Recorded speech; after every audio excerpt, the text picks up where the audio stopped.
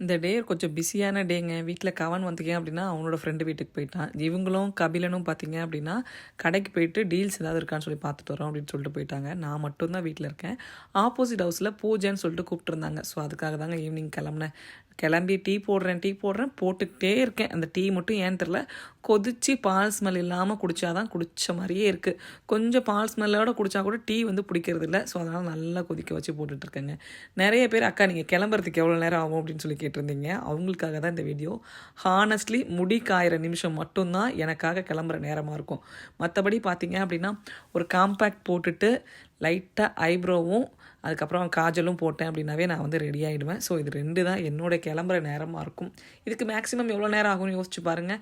10 to 15 minutes ஆகுமா, அதுதான் என்னோடய டைம். அதுக்கப்புறமா இன்றைக்கி வந்து ஹோம் குட் ஷாப்பிங் போயிருந்தோம். விண்டோ ஷாப்பிங்னு வச்சுக்கோங்களேன். எதுவுமே வாங்கலை. கடை ஃபுல்லாக சுற்றி பார்த்தது ஒரு விநாயகருக்காக தான். ஆனால் அது அங்கே இல்லை.